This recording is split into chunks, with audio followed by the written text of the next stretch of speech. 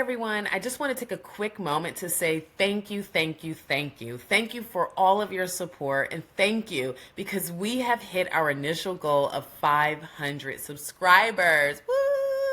And I couldn't be more grateful, and I couldn't have done it without you. So now it's time to set a new goal. My new goal is 1,000 subscribers. I know we can do it. If you haven't already, make sure you hit that subscribe button. Don't just watch, participate, become a part of this unafraid, unapologetic, always seeking the truth community. Your support helps us keep the content coming and growing and rocking and rolling. Thank you so much for being with us, and I appreciate each and every one of you. Well, welcome to the Janelle King Show. I'm Janelle King, and this is Extra 106.3, and this is where we discuss kitchen table topics that are typically banned from family gatherings but are absolutely necessary in order to have a strong republic. And today's table topic, the collapse of the Democrat narratives. We are talking about collapsing narratives. You're talking about the stories, ideas, the propaganda, all the stuff that Democrats say in order to move your vote, in order to get you to support them. But these things are clearly built on quicksand because they are quickly sinking. And they're sinking in the exact way that we told them it would sink. We told them it would collapse. So we're going to jump into it. We're going to talk about some of the most hard-hitting topics, from detransitioning that's happening right now because the trans movement told us that this is the new wave. Well, apparently it's not. And we're also going to talk about what's happening with the Epstein files and why the Democrats are so quiet or even defending people that are listed in these files. But once again, narratives that they think is going to help them ends up collapsing and hurting them. So today we're going to look at ways in which the Democrat Party's tactics to increase and control the voting base has begun to collapse, because there's so much more that has to happen in order for it to completely go away. And it doesn't mean that they will not come up with something else. It doesn't mean that they're not going to, create some other narrative. But there's certainly a pattern to this new Democrat Party, and we're about to expose it. We're going to go talk about it for sure. And the way Democrats tend to win elections is that they count on voters being uninformed, only focusing on the things that are a priority in their lives currently, and not looking at the things that will impact them on a macro level or going forward. You see, the uneducated voter, and I don't mean this in terms of college education, but in terms of those who have very little understanding of government and how it works, those who live in voter apathy, who lead and make decisions with their emotions, and who have an unhealthy relationship with judging others, this is the perfect voter for the Democrat Party. And I know this because of their inability to have heart-to-heart conversations about the facts. And I say this from my own personal experience, because whenever I question those who I disagree with, it typically starts with some sense of understanding, right? Like, I just want to be understood. I understand your perspective. You go first, Janelle. I'll let you talk first so I can really listen and understand. And that's how it starts, right? A couple of questions that are very basic. They pretend that they're being interested in this other perspective, but they're not. They're not. Because when I find myself on these left-leaning media, or I'm talking to these people, it's in that certain moment where all of a sudden it changes and everything goes bad. They try to create a gotcha moment or some sort of understanding that they think is way high level, way more intellectual than yours. They start talking about experiences and community and all these things. And none of that has to do with the facts. But that's how they message you. That's how they treat your perspective. Like, yeah, it's cute. I hear you, but we know better. We are the ones that everyone should be listening to because we have a college degree. Okay, moving on. So this isn't about fighting understanding. This is about them disagreeing and trying to prove the other side wrong and trying to force their listeners or those in the audience to follow their position. And the problem with this method is that they miss out on the other side of the coin, because there's always another side of the coin. And this other side holds the reasons why their plan will not work, or it could provide some challenging thoughts that they need in order to understand how to get it to work.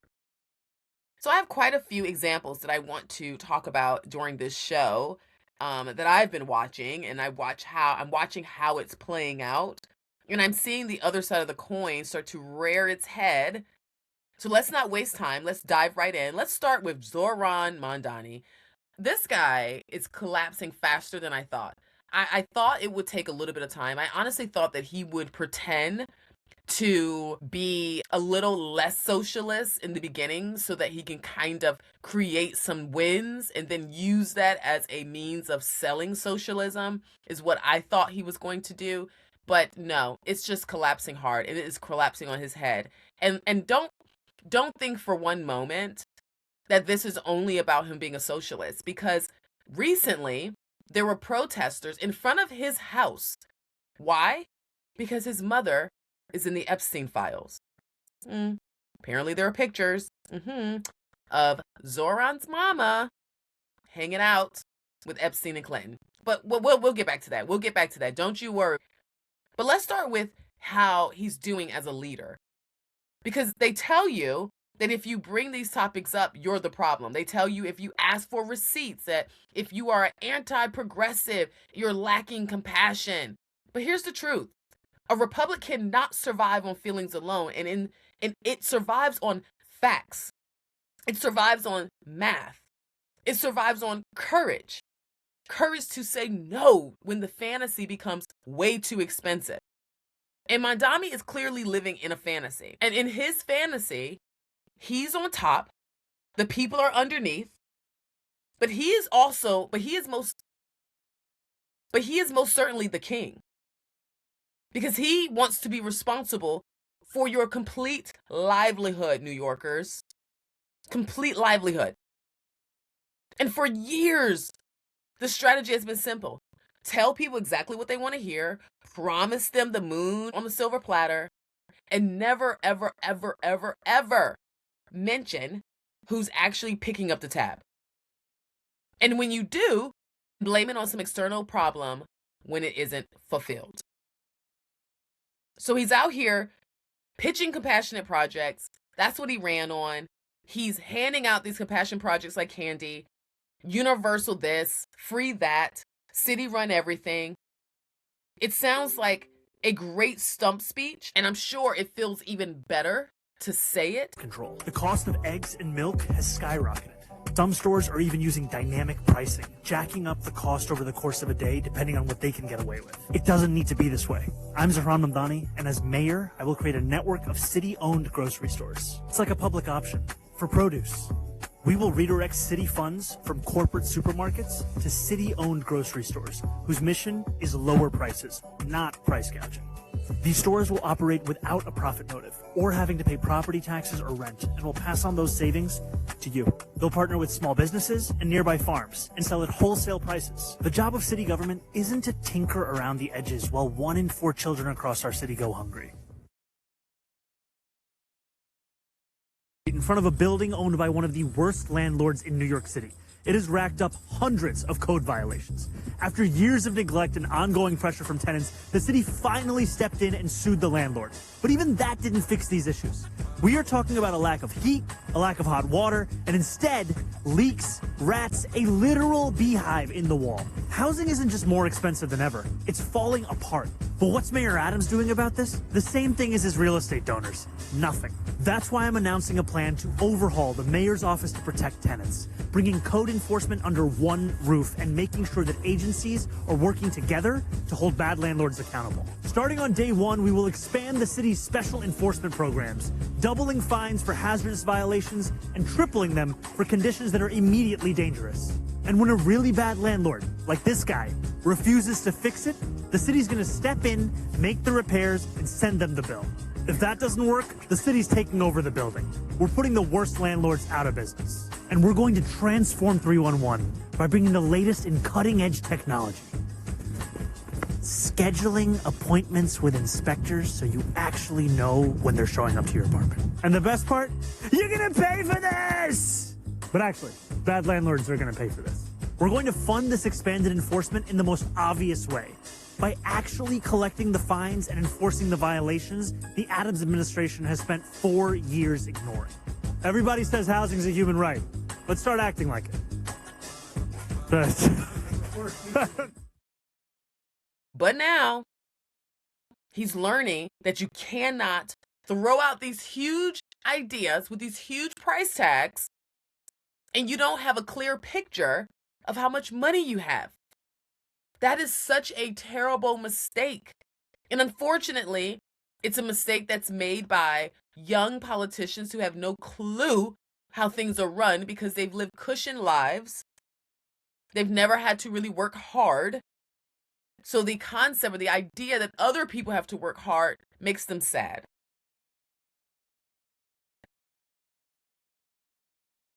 There's a lot of things that make New York City special. For me, it's the delis and bodegas. Habibi, could I get an egg and cheese on a roll with jalapeno? One Zohran special coming up. Small businesses employ nearly half of all New Yorkers in the private sector. They keep the city running. But the last 4 years have been hard. We've seen the dollar slice go extinct, storefront after storefront close, and had a mayor in Eric Adams who has ignored the struggles of small businesses. That's why, as mayor, I'm going to make it faster, easier, and cheaper for small businesses to get started and stay open. First, we're going to cut fines and fees for small businesses by 50%.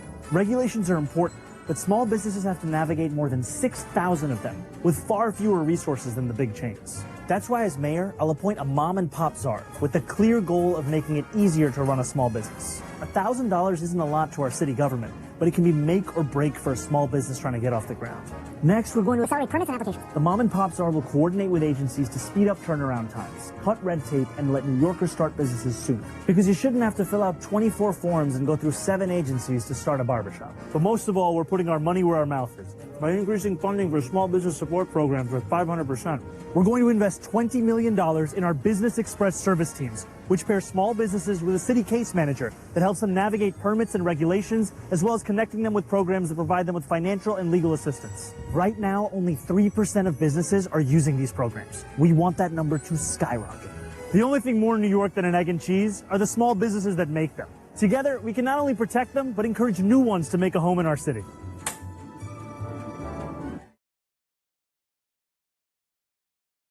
So when Mamdani's card declined and he said, oh my God, we don't have the money to pay for this, he went to the governor, Governor Hochul, and let's see what she said. Hey everyone, I just want to take a quick moment to say thank you, thank you, thank you. Thank you for all of your support, and thank you because we have hit our initial goal of 500 subscribers. Woo!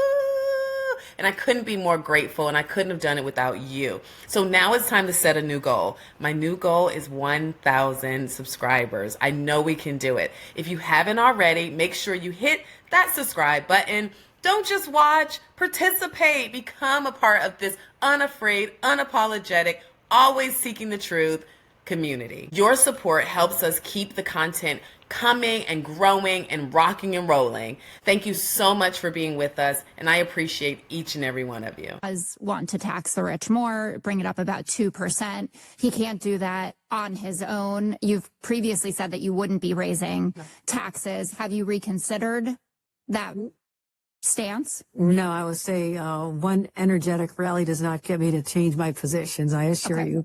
But I do hear people's voices. I process what everybody says, but I'm also have to balance governing this state and making sure that those people who are actually the reason we have a generous, supportive budget that helps lift people up, it's their revenues that we tax. 1.5% of New Yorkers cover about 1/3 of our budget. That's enormous. I'm concerned about outmigration of people who are the ones who are supporting our budget. I cannot make up for that with middle-class tax increases. I cannot do that to the middle class and the struggling New Yorkers. So there you have it. It's a no to Mamdani's projects. It's a no. You know why? Because there are already businesses that are leaving. I believe she said at one point, $13 billion have left the state. $13 billion? And yet he wants to increase taxes more? So she said no. You know why? Because socialism is a mirage. It's a pipe dream. It's a lunch parking lot idea, to quote Trey Gowdy. Does this really sound realistic? Listen to this. Does this really sound realistic? He believes that we can have universal childcare, free buses, and city-run groceries And only if 1% of the people will pay for it.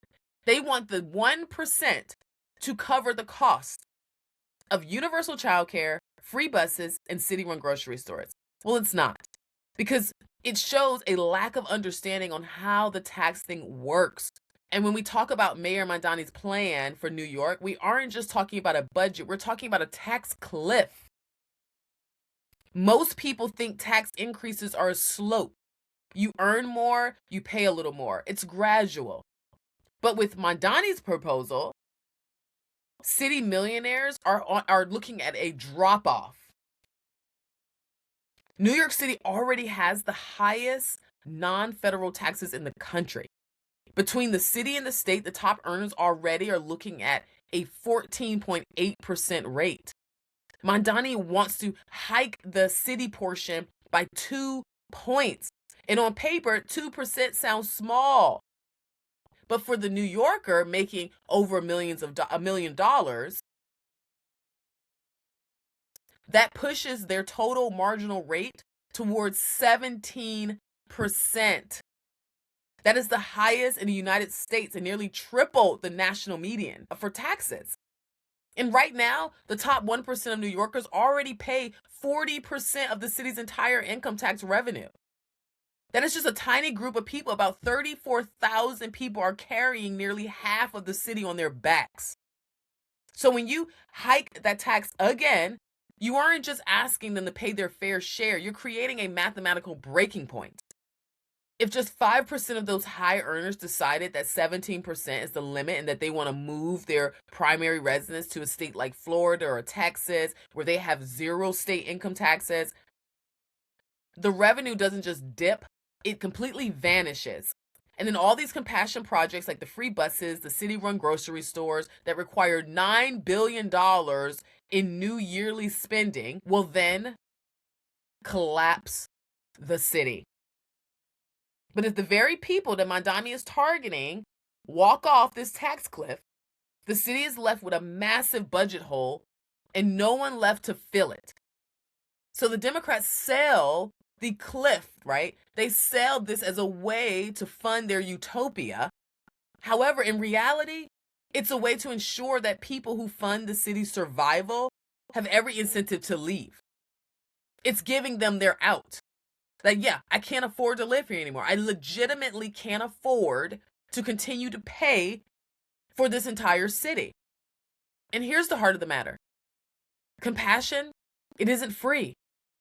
It's extremely expensive. It creates winners and losers. It collapses societies. And it places the government in the driver's seat. Compassion is what you have for your family. It's what you have for your community. It's what you have for your pets. But it's not what we have in government. We don't lead government with compassion. We lead government with ideas, with plans, with solutions that are based on facts, real math, and not your heart and your emotions. This is just one of the topics that we had to discuss. Just one of the liberal projects that are backfiring.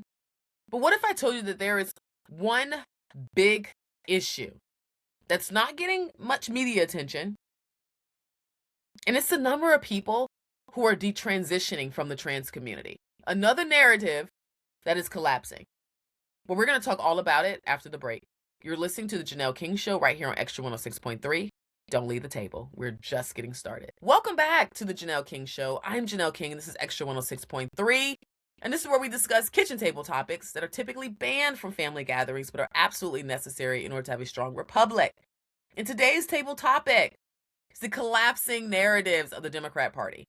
Just all of their stories and narratives and propaganda that is falling apart.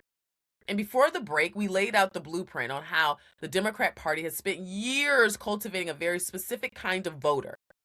We're talking about the perfect voter for their agenda, someone who is focused on the immediate emotional triggers rather than the macro level consequences, someone who have traded the purpose of our government function with culture of apathy and judgment. But here's why we're having this conversation right now. because for a long time, that strategy has worked. And we have midterms upon us. And if you keep the conversation focused on these gotcha moments, these emotional appeals, these compassionate projects, you don't have to explain why your policies aren't working. You can ignore the other side of the coin because you've convinced your base that the other side doesn't even deserve to be heard. But the reason we're calling this a crash today is because the coin is flipping. Because whether it's the economy or the reality of what's happening at the border or the fact that you can't pay for things when you don't have any money, the uninformed voter is becoming informed. And they're becoming informed by the hardest teacher out there in its experience. They are experiencing what these policies do to you when they are taken from words and placed into action. People are waking up to the fact that they can't pay rent with gotcha moments and emotional rhetoric. The Democratic narrative is hitting a wall because it was built on the assumption that they could control the perspective of the voter forever. They missed the challenges. They ignored the warnings, and they're pretending that their opposition didn't have a point. But now those ignored realities are rearing their head and a coalition is fracturing. So during the last segment, we discussed Mamdani and how his projects are collapsing because he is now realizing that he can't pay for them, much like what we have been saying all along from the beginning. How are you going to pay for this? How are you going to pay for this? How are you going to pay for this? He never answered, but now he's realizing that he can't. So now in this segment, I'm going to keep the discussion going, and I want to continue talking about the crash of these narratives that they've used to try to drive people to the polls, to try to make people feel as though the Republican Party is just a heartless entity. And one of the ones they use the most is the trans movement. But the trans movement is also crashing down. So we've been talking about the other side of the coin, the reality that catches up when the narrative ignores the facts. That's what's happening right now. And nowhere is that more apparent or more personal or more heartbreaking than the rising number of people who are choosing to de-transition and leave the trans community. Because for years, we've been told that that gender transition is seamless, that it's life-saving because if you don't do it, they're going to take their own lives, that it's a cure with near zero rates of regret. But the narrative is beginning to fracture, and it's fracturing under the weight of thousands and thousands of individual stories.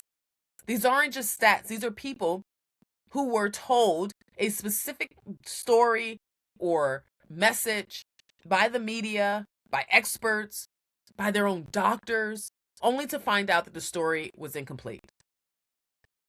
So many of these detransitioners are now coming forward. They're saying that they felt like they were pushed into a trend. They describe a culture where everything is internal struggle, whether it was trauma or body dysmorphia or typical adolescent anxiety, but it was immediately funneled into the trans identity space. They were told that if they didn't feel right in their skin, that this was the only answer. It was treated like a social badge of honor rather than a serious medical crossroad. I watched parents transition their children and then immediately create social media posts to become an influencer. It was like they were collecting trans kids. The first time that I realised Stormy wanted to identify as male was about 2.5. He started being unhappy with wearing dresses, didn't like hair clips, didn't like the pigtails. Stormy wanted to identify as male, but it's not he said, I want to be a boy. He said, I am a boy, and that is the difference. The whole transgender thing, gender dysphoria, that's just an adult thing. He doesn't understand that. He's just a boy. I feel like a boy and I want to be a boy. Before I had children, I would have thought it was ridiculous. I would have watched me and said, no, you're crazy. You're making it up. People don't criticise your face. People criticise really badly on social media. It's a classic. My son wanted to be a transformer when he was 4. Now he's changed his mind. The most damaging part of this crash is the silence of the medical community. We are hearing from detransitioners who say that their doctors failed them in 3 critical ways. They say the doctors often glossed over how physically grueling the transition actually is, that it's a lifelong dependence on synthetic hormones, high complication rates of surgeries. Reality really started to set in once I was in the post-op period and I had to do my bandages and dressings and look down at what was left of my chest, and it was really quite traumatizing. It was a very gruesome period of healing. I have suffered from some complications from the surgery, and it's ongoing to this day. I started to get worse emotionally in the months afterward.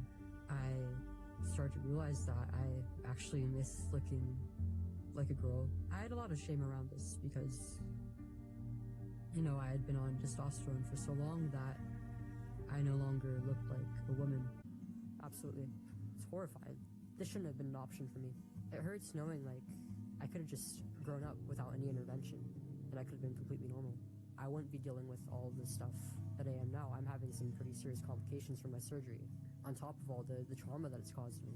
If somebody just told me, this isn't going to make you into a boy, and there's no guarantee that doing any of this is going to resolve your distress. You're perfect as you are as a woman. The issue isn't your body, it's the way that you think of it. And no matter what you do to yourself, what drugs you take, what surgeries you get, you're always going to be a woman, and you are enough. I wouldn't be dealing with any of this right now.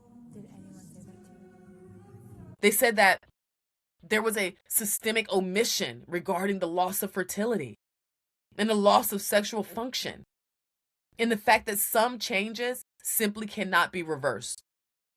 So you have people who are having to live with these side effects for the rest of their lives. And the other critical point that they failed them on is the idea that there was some informed consent, and in many cases, it had become fast-track consent, because many report that just after 1 or 2 brief meetings, they were handed prescriptions of these life-altering drugs without any type of deep dive into their mental health history. The side effects were not discussed properly, or were they asked about underlying trauma that could be attributing to why they're thinking like this. It's so sad. I really feel for these people. And the Democratic platform and the left-leaning media have hitched their wagon to the idea that questioning this process is hateful. But as we're seeing, there is another side of the coin. It isn't hate, it's reality. It's the reality of the young men and women who are realizing that their dysphoria was actually a reaction to trauma and not a gender issue. Or it was a reaction to just normal childhood anxiety, normal growing pains of going through puberty, not that they wanted to change their gender. It's the reality of young men and women who are waking up and realizing that they were sold a permanent medical solution for a temporary emotional crisis. It's a sad, sad story. But we're not out of the woods yet. I'm going to keep following that. I ask you to pray for these people, because that narrative is probably the one that is the most hurtful and detrimental, because there's so many medical issues and so many people that will have to suffer for the rest of their lives attached to it. So we're going to pray for them. So we just talked about the medical narrative collapsing. Now let's move on to the border narrative that's collapsing, or what I call the great immigration scam, because that's really what it was. For 4 years, the Biden administration sold a story that if you open the borders, that it was an act of compassion. There's that word again. They painted a picture of these families and refugees who are just coming over here to seek a better life. They told us that questioning the flood of millions of illegal aliens who were flooding into this country was just fear-mongering. But that narrative has hit a wall. And we were told this wouldn't lead to an increase in crime. Yet the data has finally trickled out, and what we're seeing, and what is the truth, is that the border was used as a revolving door for the worst of the worst criminals. We aren't talking about people who are just looking for work.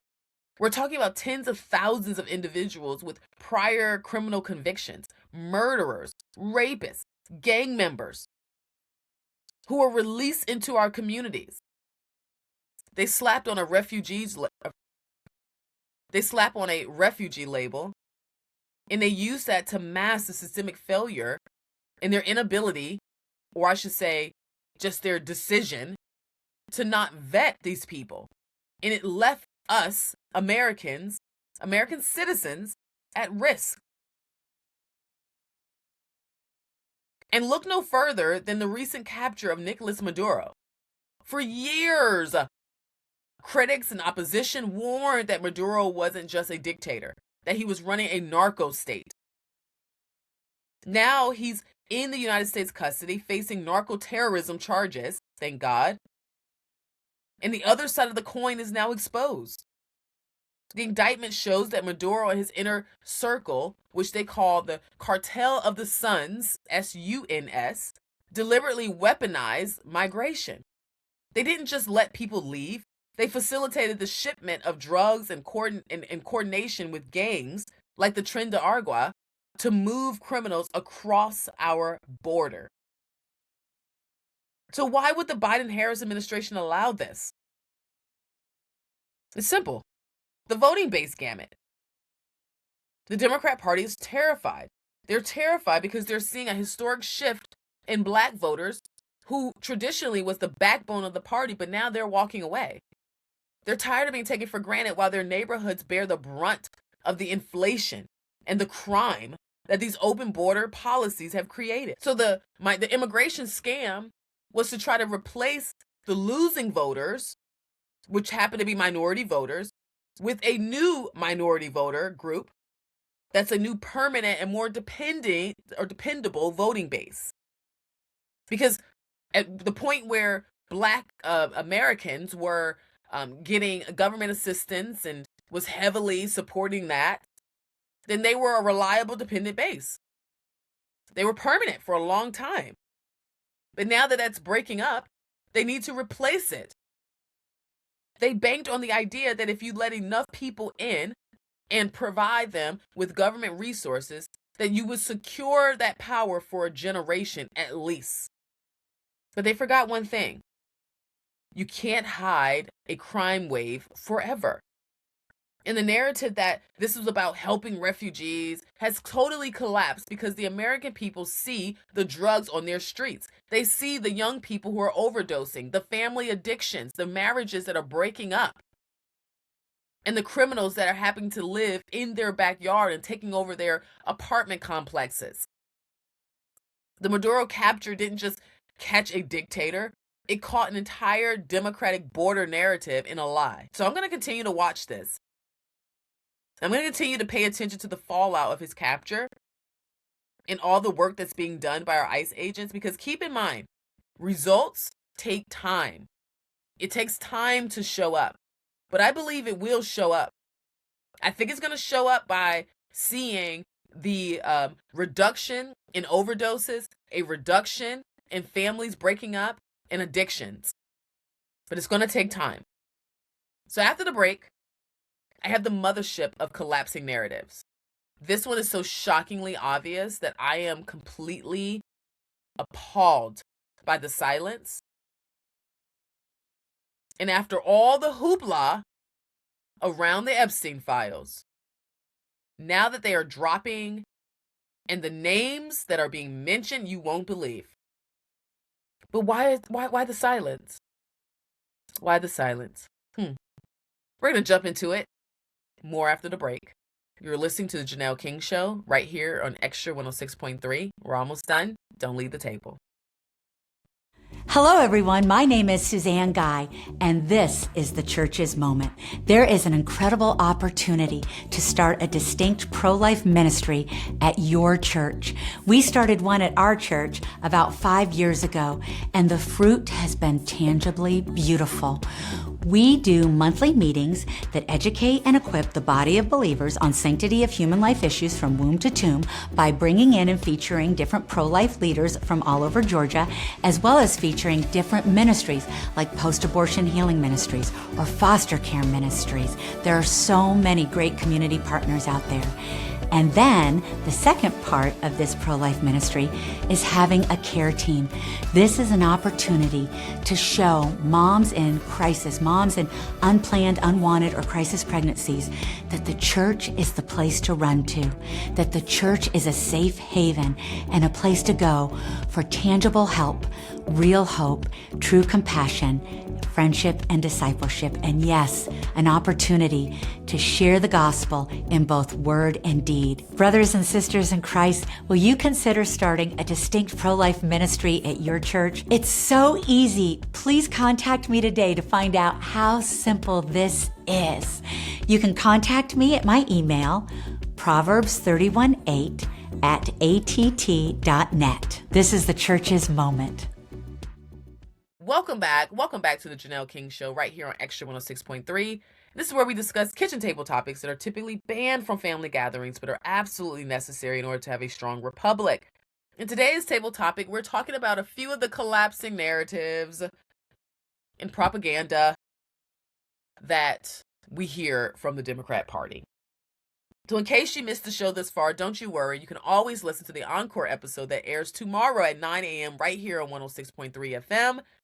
Or you can go to my YouTube page, just search The Janelle King Show, and you can check out the audio there. And if you're someone who just loves podcasts, and I get it, and you want just the audio version of the podcast, that drops every Tuesday on all platforms, including right here at the Podcast Park. But if you're joining me for the first time, we spent this hour dismantling the crumbling narratives of the Democrat Party. We've looked at the collapse of the Zohran Mamdani pet projects due to a lack of funding. We talked about the detransitioning community and movement that's taking place, and where the medical affirmation narrative is now failing those who it claimed to protect. We exposed the immigration scam and showing how the border was weaponized to build a voting base, and even the capture of Nicolas Maduro reveals that the true criminal undercurrent of that policy. So we've spent today talking about these narratives that are hitting the wall. But the biggest wall of all just came down. For years, the public was told to wait for the facts on Jeffrey Epstein. They were called conspiracy theorists for demanding the files. Well, the Epstein Files Transparency Act is here. And they are slowly dumping this 3 million page report, 3 million pages, guys, out on us. And it's nothing short of a nightmare. The sheer volume of high profile names appearing in these FBI logs and these email chains is staggering. We are seeing names like Bill Clinton, we knew about that. Andrew Mountbatten Windsor, we know about that. Formerly Prince Andrew, we know about that. But what about Bill Richardson, the late former governor of New Mexico? Heard he was in there, allegedly. Ehud Arbach, the former prime minister of Israel. Peter Mendelsohn, the former UK ambassador of the United States. Of course, Bill Gates, but even Elon Musk, Les Wexner, Larry Summers, Sergey Brin, the co-founder of Google, Howard Lutnick, our U.S. Secretary of Commerce. Even Michael Jackson is mentioned in depositions. David Copperfield, Naomi Campbell, Stephen Hawking, Sarah Ferguson. And yes, President Trump. But here's the thing. While everyone was saying that, yes, President Trump is in the files, we all knew he was in the files. Apparently, he was mentioned around 5,000 times or something. I think Obama was mentioned 2,500 times. I think there were a bunch of other people were mentioned thousands and thousands of times. But it doesn't mean that all these people are linked to foul play, but they are mentioned. And from my understanding, a lot of the times that President Trump was mentioned it was during, it was because there were complaints that were called in on him. And then when they followed up on these complaints, they realized they were unsubstantiated, that there was either the people never got back with them or they just killed it altogether. One guy, I believe, had like 3 arrests, and that showed he had several mental health issues. So I'm not saying that everybody that's mentioned did something wrong, but for years, Trump was hounded simply for being around Epstein. But now we're seeing people who are fans of the Democrat Party, like Jay-Z, we'll get to that, who are now being called out, like Zohran Mamdani's mother. And the media is silent.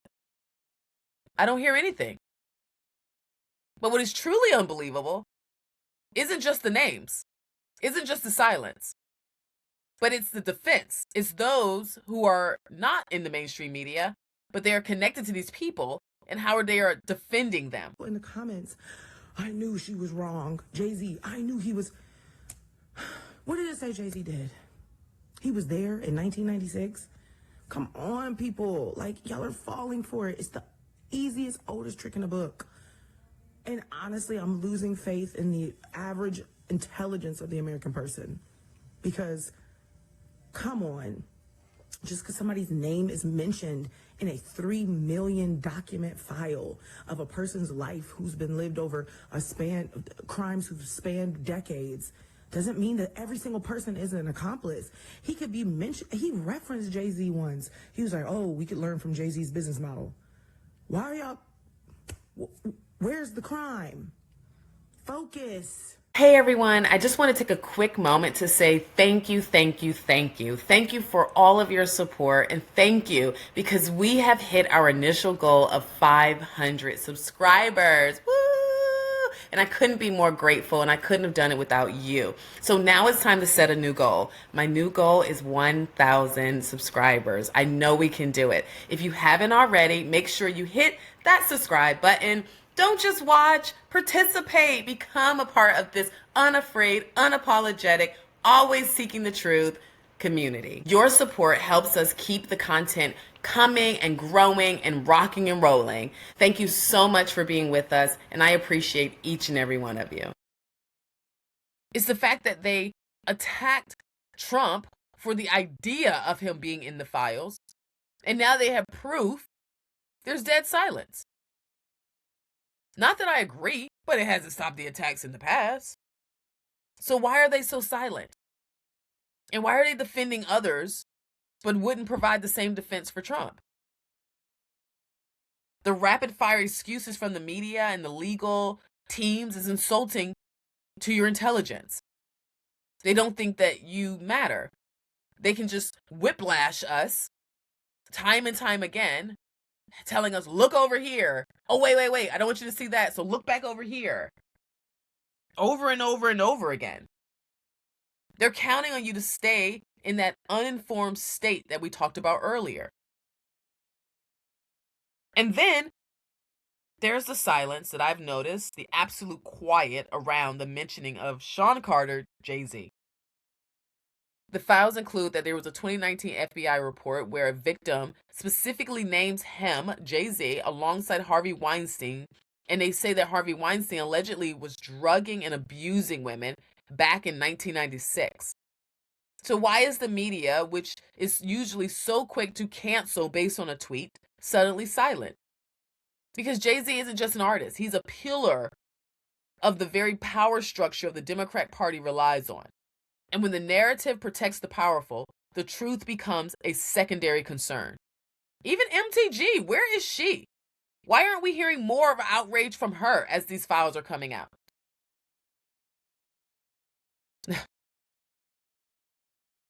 It's because it's all for thee, none for me.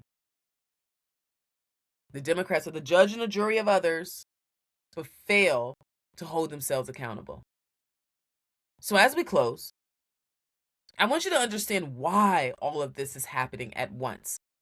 The collapse of the New York City, Mayor, the border scam, the medical betrayal of our youth in the trans community and the trans stuff, the Epstein cover-up.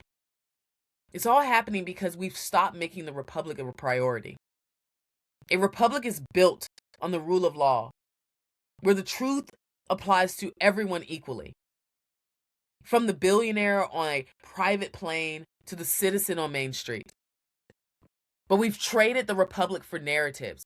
We've traded justice for emotions. We've traded our sovereignty for a permanent voting base. We've allowed others to be led by people who want us to judge each other so that we don't have the clarity to judge them. But the other side of the coin is finally here. The crashing is happening because reality doesn't care about your feelings. And it certainly doesn't care about the political parties' tactics.